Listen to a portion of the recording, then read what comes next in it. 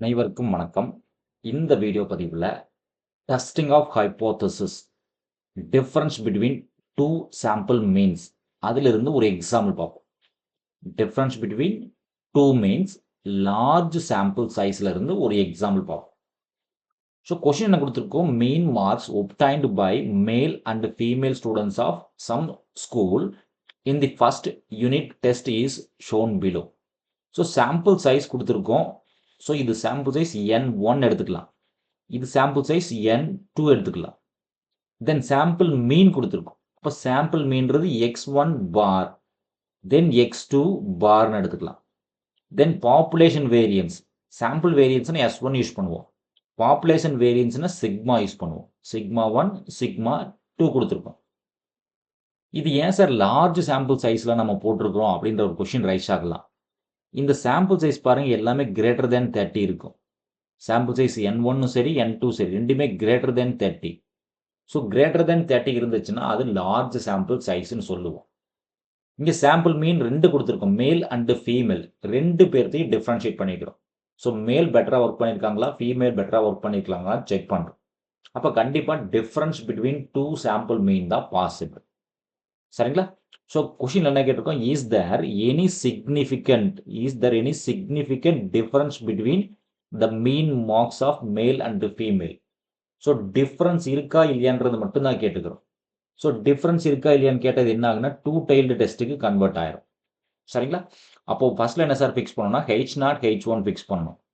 So step 1 பார்த்தீங்கன்னா H0 H1 fix பண்ணணும். So H0ன்றது நல் ஹைப்போதசிஸ். நல் ஹைப்போதசிஸ் கம்பெனி என்ன சொன்னாலும் அதை அப்படியே அக்செப்ட் பண்ணிக்கலாம். Is there any significant difference between 2 sample மீன்ஸான்னு கேட்குறோம். 2 பேர்த்துக்கு வித்தியாசம் இருக்கான்னு கேட்குறோம். என்னையுமே கிளாஸில் பார்த்தீங்கன்னா மேல் அண்ட் ஃபீமேல் எல்லாருமே சரியாக தான் ஒர்க் பண்ணுவாங்க, மேலுக்கு ஃபீமேலுக்கு வித்தியாசம் கிடையாது அப்படின்னு நினைப்போம். அப்போ என்ன சொல்லுவோம்? There is no significant difference between male and female. Male and female, அது மேலாக இருந்தாலும் சரி ஃபீமேலாக இருந்தாலும் சரி பர்ஃபார்மன்ஸில் எந்த வித்தியாசமும் இருக்காது. ஸ்டூடெண்ட்ஸ் ஆல்வேஸ் ஸ்டூடெண்ட் தான் அப்படிங்கிறோம். ஸோ H1 என்னன்னு கேட்டிங்கன்னா there is some significance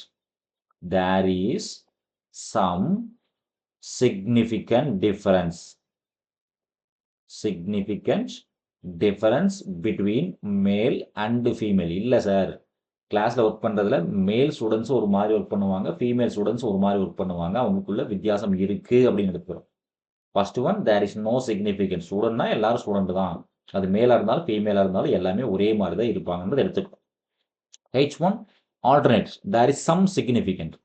so step 2 என்ன சார்னு கேட்டிங்க அப்படின்னா டெஸ்ட் ஸ்டாட்டிஸ்டிக். ஸோ இது கிளியர்லி 2 tail டெஸ்ட் ஆயிரும். ஏன் 2 tail டெஸ்ட் ஆகுனா தேர் இஸ் சம் சிக்னிஃபிகன்ஸ், அதாவது எஸ் ஆர் நோ கொஸ்டின் ஆகுது. இது எல்லாமே பார்த்தீங்கன்னா எஸ் ஆர் நோ கொஸ்டின், வித்தியாசம் இருக்கா இல்லையான்னு மட்டும் கேட்குறோம். அப்போ எஸ் ஆர் நோ கொஸ்டின் வந்தால் இது என்ன ஆகுனா 2 tailed டெஸ்ட் ஆகும். 2 tailed டெஸ்ட். இது இன்னும் சிம்பிளாக சொல்ல போனால் நம்ம என்ன பண்ணலாம்னா X1 bar equals to X2 பார் ஆகும். ஃபர்ஸ்ட் ஒன் X1 பார் ஈக்குவல் டு X2 பார். செகண்ட் ஒன் பார்த்தீங்கன்னா X1 bar not equal to X2 பார்.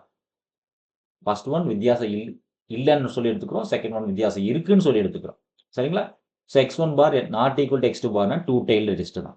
அப்போ டெஸ்ட் ஸ்டாட்டிஸ்டிக் என்ன சார்னு கேட்டிங்கன்னா வெரி சிம்பிள், இது லார்ஜ் சாம்பிள் சைஸ். அப்போ Z equals to X1 bar minus X2 bar divided by square root sigma 1 square by N1 plus sigma 2 square by N2.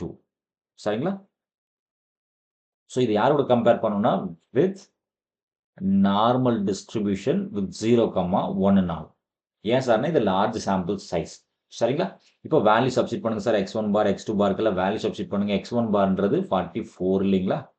44, X2 பார்ன்றது 41 divided by sigma 1ன்றது 128, sigma 1ன்றது square root 128 whole square by n1. n1 ஓட value என்ன sir? 64.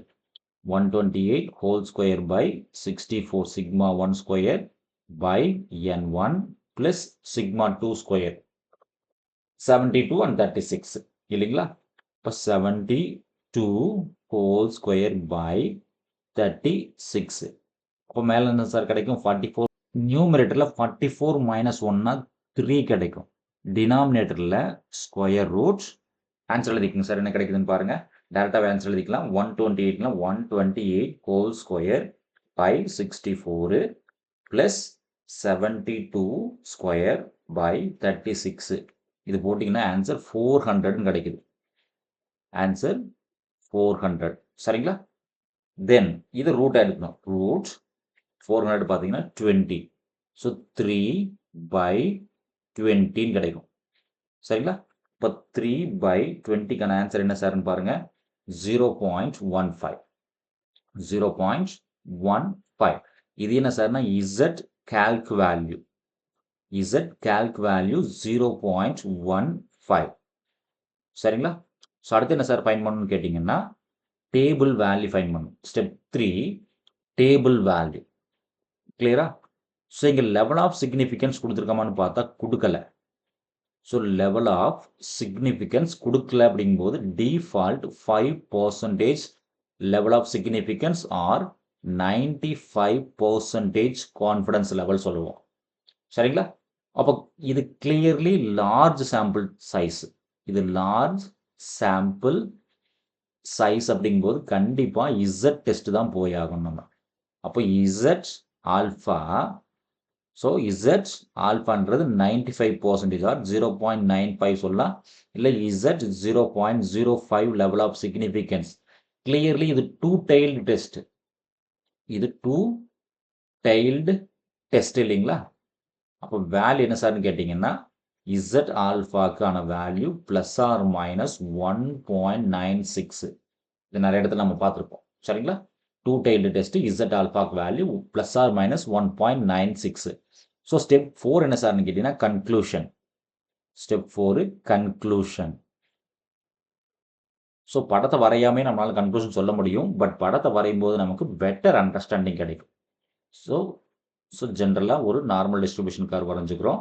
இது towards positive டைரக்ஷனில் infinity, இது towards negative டைரக்ஷனில் infinity. Mid value 0 plus 1.96. Positive டைரக்ஷனில் 1.96, negative டைரக்ஷனில் 1.96. So இது எல்லாமே அக்செப்டன்ஸ் ரீஜியன். இதை தாண்டிடுச்சுன்னா இது எல்லாமே ரிஜெக்ஷன் ரீஜியன். இது எல்லாமே ரிஜெக்ஷன் ரீஜியன். இதில் ஃபெயில் ஆச்சுன்னா ரிஜெக்ஷன் ரீஜியன். இது எல்லாமே ரிஜெக்ஷன் ரீஜியன். ஓகேங்களா? இதுதான் அக்செப்டன்ஸ் ரீஜியன். இது மட்டும்தான் நமக்கு அக்செப்டட் ரீஜியன் இல்லைங்களா?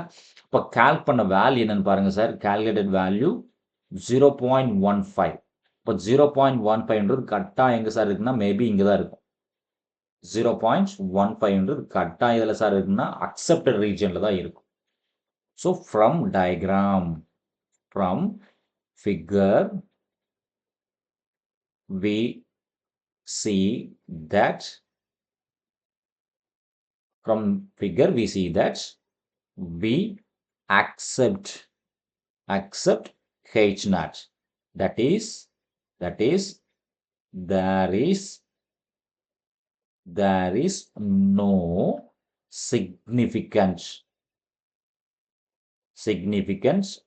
difference between male and female students.